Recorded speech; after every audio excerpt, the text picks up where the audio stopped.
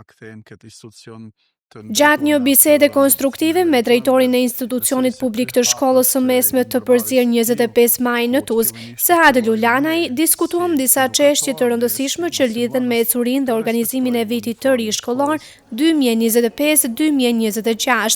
Drejtori konfirmoi se ditët e aplikimit për nxënësit e rinj do të zhvillohen me 16, 17, 18 dhe 19 qershor 2025. Në vazhdim të bisedës, Lulanaj sqaroi edhe dokumentacionin e nevojshëm për këtë procedurë. Sa i përket profileve arsimore, drejtori theksoi se ndarja midis drejtimit të përgjithshëm me atij profesional bëhet në bazë të sistemit të pikëve, ku për të regjistruar në drejtimin e përgjithshëm kërkohen së paku 60 pikë.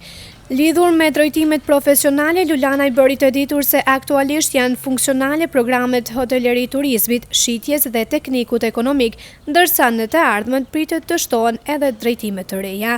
Njërisi e veçantë për vitin shkollor 2025-2026, sipas drejtorit, është edhe pritja e pajisjeve të nxënësve me uniforma shkollore, që do të mbajnë sistemën zyrtare të institucionit. Kjo nisëm ka për qëllim të forcojë ndjenjen përkatësisë, të promovojë parazinë dhe të nxjisë disiplinë në mjedisin mësimor.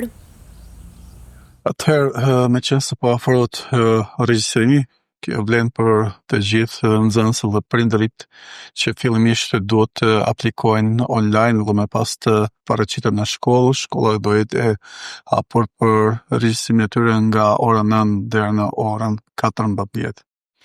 Cilat janë dokumentet të cilat duhet të kenë domosdoshmërisht për aplikimin?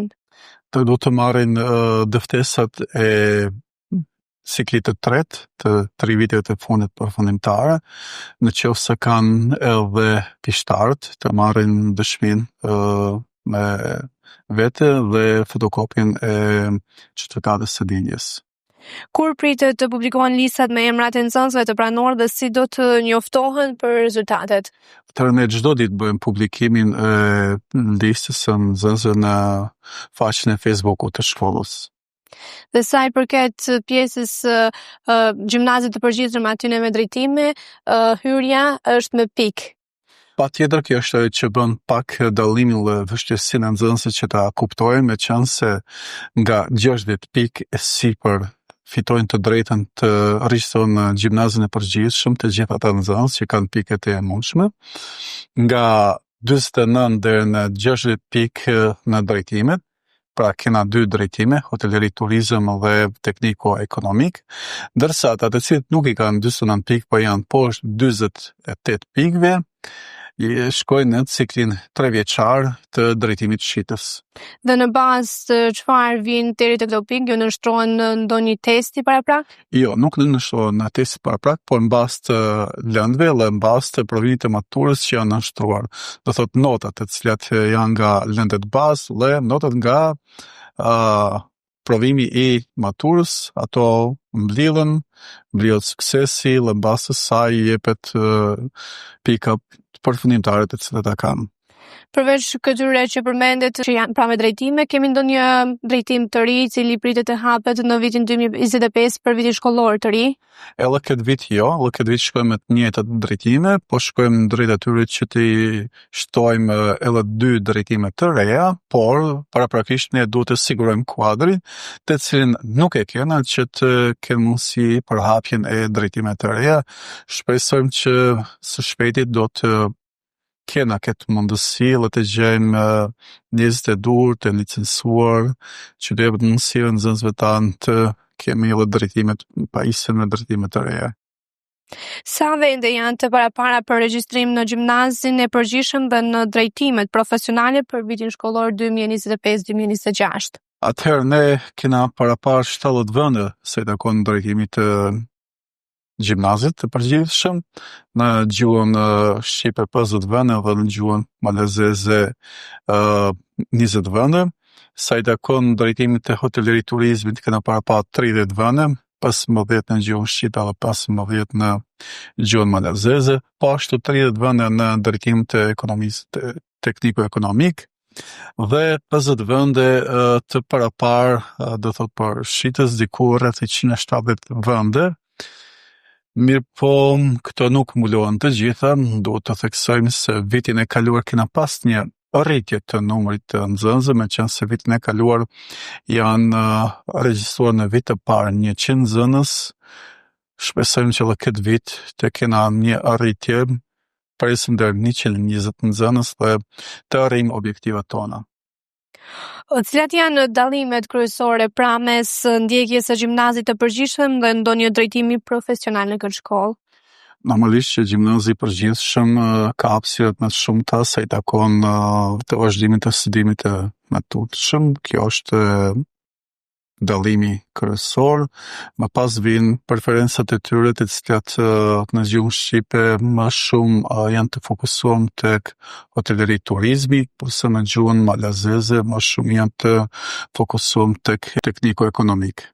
Atëherë për sa i përket drejtimeve, a bashkëpunon në shkolla me ndonjë kompani ose institucion për sigurimin e praktikës për nxënësit e këtyre drejtimeve? Patjetër, deri më sot kena bashkëpunim të mirë me të gjitha ndërmarrjet, vazhdojmë praktikën, mas përfundimit tani të mësimit shkollor, vazhdon praktika e turizmit, e cila zgjat 2 javë dhe ka kërkesa të shumta, meqense të nxënësi shfrytëzohet shumë herë si ndihmës kur mungon krahu punëtor, kështu që ne nuk mund të mbulojmë kërkesat e afarizmit në komunën tonë sa kanë kërkesë me nxënësit që ju nevojitën. Po sa i përket nxënësve të cilët kanë drejtimin profesional, a mund të vazhdojnë në studimet universitare apo janë të kufizuar vetëm sa i përket drejtimit të tyre? Atëherë ata mund të vazhdojnë studimet, por janë paksa të kufizuar në drejtimet e tyre. Dhe sa i përket ndryshimit të atij profesionalit dhe të përgjithshmit, besoj që është edhe deri tek vitet, që i përgjithshmi ka 4 vite ndërsa profesionali 3. Si mund të arrihet që edhe këta të profesionalit të arrijnë deri në 4 vite që edhe ata të mund të shkruajnë ndonjë drejtim universitar?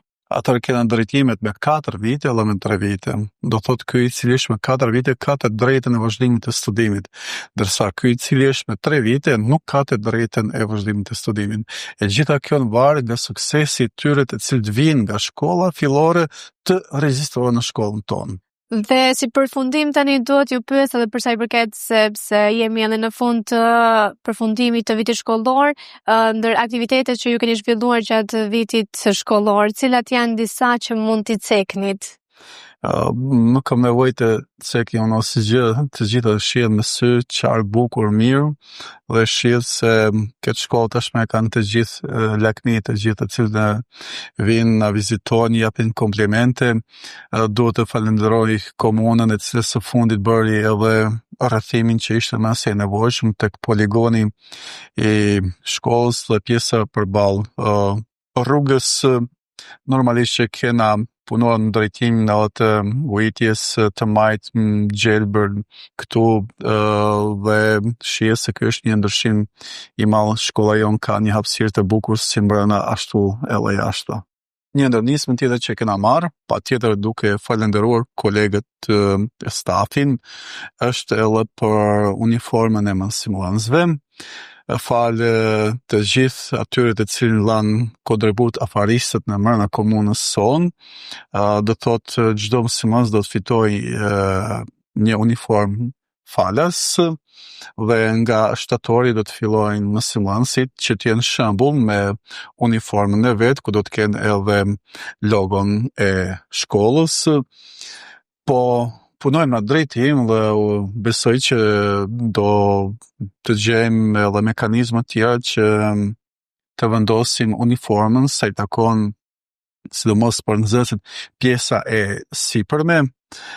Ndoshta do gjejmë ndonjë sponsor apo nuk e di, mërgata jon do ndihmoj që shkollës sonë t'ja kthejmë atë meritën që e ka, atë vlerën që e ka, të jetë shembull në të gjitha veprimet e veta, duke parë se mund të ecim përpara dhe mund ta kthejmë këtë institucion të ndritur në atë vendin të cilin e meritojmë, dhe besoj se ky hap është i ndërmarrjes së tillë ku të fillimisht të fillojmë ne si edukator, ne si mësimdhënës të respektojmë uniformën e shkollës, pse jo, edhe nxënësit është diçka e hijeshme, e bukur, si për vendin, komunitetin, për nxënësit që mos kenë dallime, diferenca mes tyre dhe të mbajnë logon e shkollës me krenari dhe të krenojmë të gjithë me këtë shkollë që kemi. Të duhen disa shpenzime afër 7.000 euro që të realizohet dhe uroj që deri në shtator të kemi diçka pozitive.